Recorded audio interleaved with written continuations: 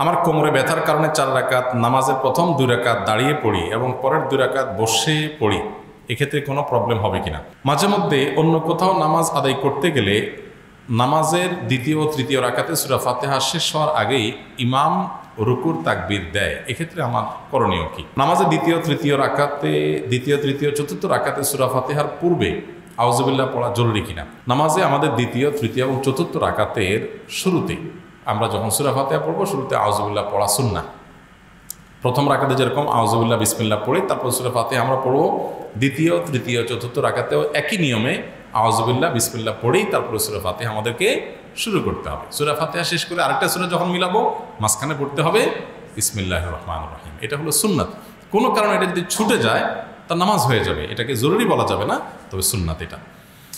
মাঝে মধ্যে অন্য কোথাও নামাজ আদায় করতে গেলে নামাজের দ্বিতীয় ও তৃতীয় রাকাতে সূরা ফাতিহা শেষ হওয়ার আগেই ইমাম রুকুর তাকবীর দেয়, এক্ষেত্রে আমার করণীয় কি? দ্বিতীয় তৃতীয় রাকাতে সূরা ফাতিহা শেষ হওয়ার আগে ইমাম রুকুর তাকবীর দিলে আপনি তাড়াতাড়ি করে সূরা ফাতিহা শেষ করে রুকুতে চলে যাবেন, সূরা মিলানোর চেষ্টা করবেন না। বিশেষ করে দ্বিতীয় রাকাতে যদি হয় তাহলে তো সূরা ফাতিহাই, তো সূরা ফাতিহা যখন হবে আপনি যেখানেই থাকেন না কেন তাড়াতাড়ি করে বাকি রুকু শেষ করে রুকুতে চলে যাবেন। গ্যাপ হলে 1 আয়াতের গ্যাপ হবে, 1.5 আয়াতের গ্যাপ হবে, এমন তো হবে না যে আপনি সূরা ফাতিহা মাত্র শুরু করলেন আর ইমাম রুকুতে চলে গেছে, এত গ্যাপ তো আর হওয়ার কথা না। অতএব যেটুকু গ্যাপ আছে খুব দ্রুততার সাথে শেষ করে আপনি ইমামের সাথে রুকুতে গিয়ে জয়েন করুন। আমার কোমরে ব্যথার কারণে 4 রাকাত নামাজের প্রথম 2 রাকাত দাঁড়িয়ে পড়ি এবং পরের 2 রাকাত বসে পড়ি, এক্ষেত্রে কোনো প্রবলেম হবে কিনা? প্রথম 2 রাকাত আপনি দাঁড়ায় পড়েন, 2 রাকাত বসে পড়েন, এটা যদি নিয়মিত করেন তাহলে আমার প্রশ্ন হলো, প্রথম 2 রাকাতের পরে আপনি কি অপারগ হয়ে যান আর দাঁড়ানোর ক্ষমতা থাকে না? যদি এমন হয় যে না, আমার 2 রাকাত দাঁড়ানোর মতো অ্যাবিলিটি আছে, দ্বিতীয় রাকাত শেষ করার পর আর আমি পারি না, তাহলে আপনার জন্য বসে বাকি 2 রাকাত পড়া জায়েজ আছে।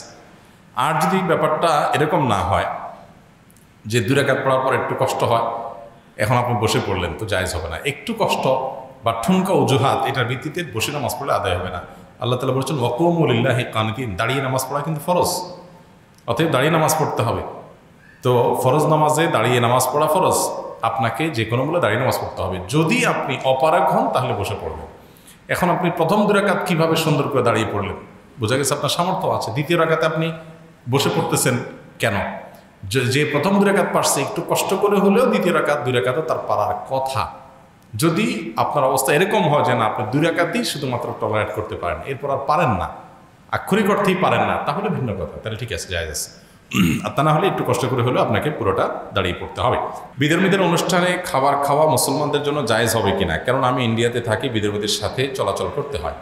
অন্য ধর্মাবলম্বীদের অনুষ্ঠানে তাদের সাথে বসে একসাথে খানা খেলেন, এটা নাজায়েজ বা হারাম কাজ হবে না, যদি সেখানে আপনি আপনার হালাল খানাটা খান।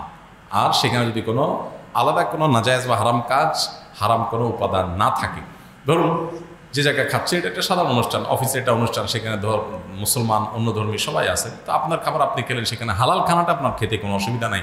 আপনি কোথায় বসে খাচ্ছেন সেটা ইস্যু না, বড় ইস্যু হলো যে কাদের সাথে খাচ্ছেন। হ্যাঁ, কোনো টেবিলে যদি মদ পরিবেশন হয়, মাদক পরিবেশন হয়, হারাম জিনিস পরিবেশন হয়, তাহলে সেখানে বসে খেতে আপনাকে কোটা দেশে নিষেধ করা হয়েছে। আপনার হালালটাও যদি খান, ওদের সাথে বসে খাবেন না, আলাদা খাবেন। তবে হ্যাঁ, আপনার টেবিলে হারাম কোনো কিছু, বিশেষ করে মাদকের কোনো পরিবেশন হয় নাই, আপনি হালালটা খাচ্ছেন, সাথে অন্য ধর্মাবলম্বীরা খাচ্ছে, তো এটা ইসলামে নাজায়েজ বা হারাম না। তবে অন্য ধর্মাবলম্বীদের যদি এমন কোনো অনুষ্ঠান থাকে যেখানে শিরক হচ্ছে, গান বাজনা হচ্ছে, ওই হারামের আয়োজনের মধ্যে হালাল খানাও যদি খান, খানা খাওয়াটা হালাল হলো, কিন্তু ওখানে অংশগ্রহণ করাটা কি হবে না, হালাল হবে না।